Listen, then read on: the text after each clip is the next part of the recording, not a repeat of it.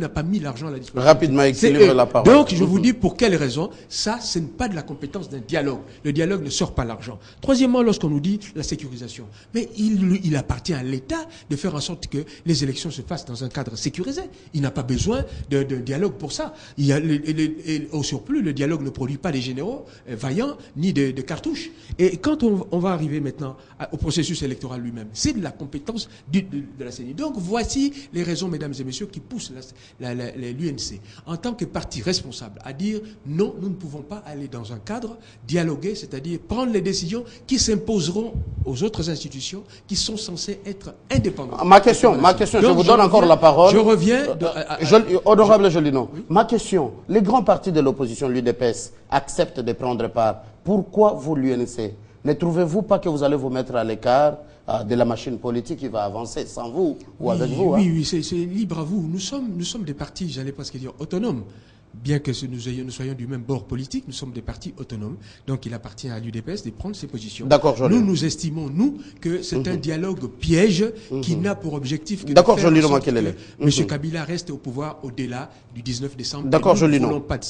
Là, c'était l'opposition, l'UNC. La parole à la majorité, la CCI, Albert Dieka. Le pouvoir serait libre de tenter tout changement par référendum, c'est toujours constitutionnel, mais on vous a chargé ici. D'abord, j'aimerais votre réaction par rapport à tout ce que l'opposition vient de dire. Vous les tendez un piège en organisant, en convoquant ce dialogue. Nous ne sommes pas de ceux qui voient le piège partout et s'engagent dans la politique, parce que la politique est faite aussi de pièges. Ce qui peut être reprochable, c'est ne pas être intelligent pour voir comment esquiver le piège. Ce n'est pas là le problème, mais je voudrais proclamer ici haut que négocier, c'est une vertu. Et je ne connais pas une seule constitution au monde qui ait interdit aux acteurs politiques de négocier. Et il ne faudra pas que quand on parle de négociation, que les gens nous disent négocier veut dire violer la constitution. Ceux qui veulent exclure les concepts de négociation en politique, ce sont ceux-là qui doivent dire adieu à la politique, parce que le jeu politique est fait. Même dans le pays où il y a la stabilité aux États-Unis, les acteurs politiques se parlent. C'est une grave erreur aussi quand mon frère aîné de l'UDPS parle que nous voulons négocier pour proclamer à la face du monde. Non, les Congolais veulent négocier parce qu'ils veulent se parler entre eux. Il ne faudrait pas toujours avoir ces raisonnements-là un peu tournés vers la satisfaction de l'extérieur, même quand il y a à se parler entre Congolais. J'aimerais aussi dire, et coup de chapeau à l'UDPS, qui depuis les fonds de temps de mon adolescence a toujours été extrémiste par rapport à cette vertu de négociation. Aujourd'hui, l'UDPS fait le réel politique. L'UDPS a été avisé à proclamer devant l'opinion nationale qu'elle n'a rien à suivre, cette opposition situationniste, cette opposition qui a l'habitude, la fâcheuse habitude d'entraîner notre jeunesse dans un activisme politique de type terroriste. En politique, il y a des problèmes, l'UDPS a dit depuis Mobutu, il y a des problèmes. Peut-être on a toujours commis l'erreur de ne pas se parler. Il est temps que l'on se parle, parce que tous, même Makelele, quand il fait son analyse, nous avons démontré plusieurs fois ici. Vous voyez, Makelele ne sort pas de ce caste-là de situationniste. Quand il compte de 2012 jusqu'en 2015, Makelele ne se rappelle pas les étapes de transformation de notre société, comme nous avons eu à le démontrer avec mon frère Tamba. Nous avons dit que nous sortions des guerres, nous avons dit que nous n'avions pas des économies à consolider pour l'organisation des élections. Et les élections, pour que ça cesse d'être contesté, qu'est-ce qu'il faut? Les gens doivent se parler, parce qu'il ne suffit pas de faire les élections. Encore faudrait-il inculquer dans la conception de l'homme congolais qu'on ne va pas aux élections pour nécessairement les gagner. Les élections ne viennent pas pour le confort de ceux qui sont au pouvoir, tout comme pour généralement amener ceux qui sont dans l'opposition au pouvoir. Mais ici, chez nous, avec cette inculture que nous avons, qu'on va aux élections pour le gagner, même quand on est dans la position de le perdre, il y a la contestation qui va être relancée au premier jour de la proclamation de verdict. ça sera contesté. Là, je trouve vraiment les vertus de négociation, les vertus de dialogue, c'est pour se parler parce que personne n'a le monopole de la vérité. La politique, il faut éviter, il ne faut pas se donner la satisfaction d'avoir le monopole de la vérité. Nous qui sommes au pouvoir, nous reconnaissons la valeur qu'ont certains de nos frères dans l'opposition à apporter des propositions, mais n'allez pas voir des pièges partout. Ça, comme aussi on vous accuse de préparer d'autres cartouches. Outre les dialogues, vous avez les référendums et sûrement les glissements. Papi Tamba l'a dit, les glissements est déjà de fait parce que certains scrutins, la date ou les dates n'ont pas été respectées. Nous parlons de glissement depuis les fonds des temps immémoriaux. Il y en a qui parlent de dépassement. Et heureusement que l'UDPS a compris que nous sommes en plein dépassement de tous les mandats. Mais si on ne se parle pas, comment voudriez-vous que nous puissions résoudre ce problème pour qu'on organise les élections qui, quand une fois proclamées, ça sera accepté, ça sera en démocratie, et ça sera accepté, ça va apaiser la population, ça va amener la paix pour la construction de la nation, l'édification de la nation. Refuser de se parler pour dire, peut-être avec les néo-opposants du G7, mais je salue l'attitude de l'UDPS, une attitude responsable, une attitude réelle politique. Ça, d'accord. Nous devons nous parler, pas simplement pour satisfaire l'extérieur, mais se parler pour que nous puissions voir la culture de la démocratie construire véritablement et la classe politique, et la société, et ceux qui sont au pouvoir. Parlons un peu de la médiation ou de la modération. On cite soit la MONUSCO, soit Saïd Djanit, envoyé spécial de l'ONU dans les Grands Lacs. Ça vous va du côté de la majorité, Papi Tamba? Déjà, il est contesté, Saïd Djanit, déjà contesté par une partie de l'opposition. Contesté par ceux-là qui ne veulent pas le dialogue, je ne sais pas. Monsieur Mathieu, je me positionne encore à la période d'avant 2011. Apparemment, l'INC ne veut pas tirer des leçons. La même arrogance que je vois aujourd'hui de l'INC vis-à-vis de l'IDPS, nous l'avons vu en 2011. Avant des élections de 2011, où ils pensaient devenir tellement un grand parti politique avec leurs leaders, sauf qu'ils ne sont pas restés longtemps, ils ne sont pas montés longtemps sur leurs chevaux, parce qu'à un moment, leur président était devenu pratiquement le secrétaire général de l'IDPS. On l'a vu plusieurs fois faire les déplacements limités. Il a cessé, il a baissé son arrogance. Et on l'a aussi vu aller jusqu'à la Cour suprême, pas pour lui, mais encore pour le président de l'IDPS.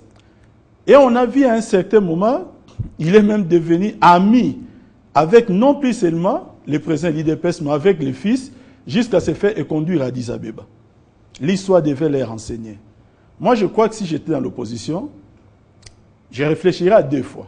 Quand je vois un parti comme l'IDPS accepter et prôner les dialogues par rapport à comment nous connaissons l'histoire de ces partis politiques, je pense que ceci est en train d'impulser une nouvelle donne dans notre politique.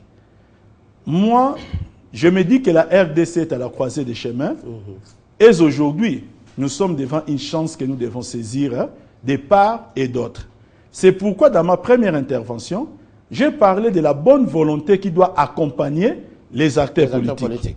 Ça ne sert à rien de continuer à s'attarder sur la personne de Joseph Kabila comme si soi-même on n'était pas en plein glissement. Jolino Makelele, qui siège depuis 2007 comme député provincial, il trouve normal qu'en 2015, qu'il continue à se faire prévaloir de ses droits. Maintenant, pour nous dire, en 2015, je dis bien c'est 8 ans après, il va brandir la Constitution. 8 ans après. Tant qu'il n'y a pas élection des députés, les jeunes devaient quand même nous habiter. Députés provinciaux. Dans sa conception, quand il parle de glissement, quand il parle de dépassement, ce n'est que le mandat présidentiel. Ah voilà. Ce qui voudra dire que M. Jolino voudra avoir un bonus d'un mandat complet de non-éligibilité où il n'est élu par personne, mais il va siéger pendant un mandat complet parce qu'il faut s'attarder sur la personne de Joseph Kabila. Non et non. Parce que les Congolais aujourd'hui ne vivront pas avec le chantage de ceux qui ne sont plus dans l'opposition, mais qui sont dans la dissidence, qui ont des problèmes personnels à régler avec la personne de Joseph Kabila. On sait les voir. Personnelle. Je dis bien, non, permettez-moi, parce qu'on les comprend à travers les prises de position. Moi, je vous dis que aujourd'hui, et j'en appelle, peut-être à la base de l'INC, qui n'a pas la même histoire peut-être avec les présidents ou quelques cadres qui ne sont pas dans la dissidence, qui ne sont que dans la politique. C'est de leur dire qu'ils peuvent impulser, peut-être aussi leurs autorités pour qu'ils comprennent ces rendez-vous. Parce qu'après tout, je ne voudrais pas les revoir demain, redevenir encore humble. Vous savez, c'était le président de l'IDPS, avant les élections de 2011, qui avait dit que le président Kamere, président de l'INC, lui avait même donné un faux rendez-vous à Washington. Un faux rendez-vous. Vous vous rappellerez de cet épisode, parce que monsieur se voyait déjà président. Aujourd'hui, non, après 2011, il a baissé toute sa prétention. Et aujourd'hui, au lieu de tirer les leçons, il reprend encore toute son arrogance. Quand il a pris la parole, il ne s'est pas adressé contre nous. Vous avez vu de la manière dont il s'est adressé contre l'IDPS, avec une arrogance qui ne peut que m'étonner. Moi, je ne suis pas de l'opposition. Je ne suis pas membre de l'IDPS. Mais quand en face de moi, je dois regarder l'opposition, les respects, c'est plus envers l'IDPS. Et vous les appelez à participer au dialogue? Non, c'est cette arrogance. C'est l'arrogance qui m'étonne, qui anime l'IDPS, et plutôt qui anime l'INC. Et aujourd'hui, je ne fais que prodiguer des conseils, même si ce n'est pas mon rôle. Pourquoi? C'est pas encore tard qu'ils viennent participer au dialogue. Sous peu, comme on l'a vu, on a vu leur président à un moment voler même la place de Jacquemain Chabani, où carrément, tous les jours, il était plus au siège de l'IDPS qu'au siège de leur propre parti politique. Les Congolais aujourd'hui doivent dialoguer. Les problèmes existent et il est réel. Il n'est pas créé, il n'est pas inventé. Nous ne sommes pas dans un monde où nous imaginons des problèmes. Si, comme l'a dit Maître Zakari, à juste titre, je suis d'accord avec lui, si les choses se passaient normalement, on ne serait pas là aujourd'hui en train de faire une émission sur les dialogues. Ça, c'est vrai. On ne serait pas là pour parler du dépassement, large dépassement des mandats de Jolino Makelele. On n'en parlerait pas. Depuis 2012, Jolino Makelele devait rendre l'établier et demander encore que sa base puisse au moins l'élire. Mais aujourd'hui, il vit dans un bonus. C'est sa chance, je ne suis pas jaloux. C'est votre chance.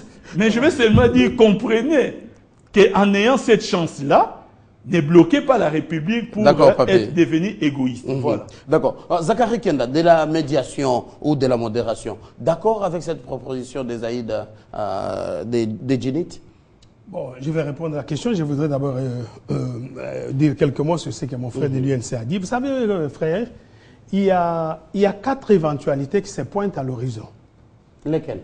La première, soit Kabila refuse d'organiser des élections, se maintient comme il s'est maintenu en 2011. Vous chanterez dans tous les médias. Il règne par défi. Hein, faut pas dire ça déjà, non, j'ai 4 éventualités. Nous allons parler, nous allons piloguer dans tous les médias. Il règne par défi. Première éventualité. Deuxième, il peut arriver qu'il y ait la guerre.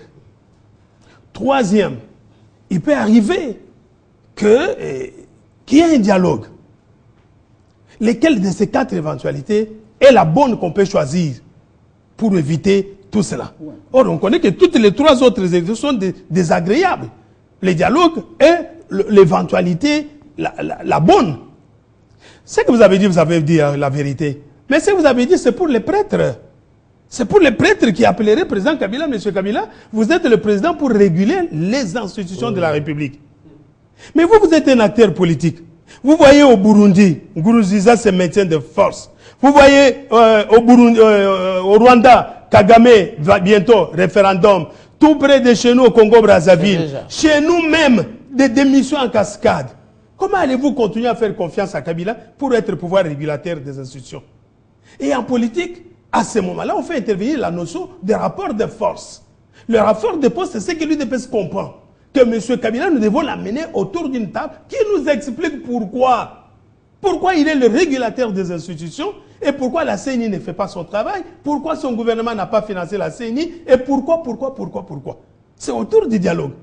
Parce que le dire seulement que lui, il devait dire un mot, mais il n'a pas dit un mot. Nous sommes dans une situation où Kabila n'a pas dit un mot sur la CENI et sur les élections. Qu'est-ce qu'on doit faire? Qu'on se taise, qu'on attende ce jour-là. En 2011, qui n'a pas dit de vous tous que Tshisekedi a gagné les élections? Et qui est allé chasser Kabila? Il est là, il a terminé le mandat. Vous avez posé toutes mes questions que je devais poser à l'UNC. Voilà pourquoi aujourd'hui, Mais ce que vous auriez pu faire, et vous devez le faire, c'est d'être vigilant, pas s'opposer au dialogue. Moi, personnellement, je ne voyais même pas les bienfaits du dialogue. Mais avec le temps, en attendant mon président, j'ai compris qu'il faille négocier, ne fût-ce que pour sauver ce qui reste à sauver. Vous auriez dit, l'UDPS ne va pas au dialogue pour une transition, comme j'entends bien d'acteurs politiques. Je ne sais pas, ils viennent de quel bord.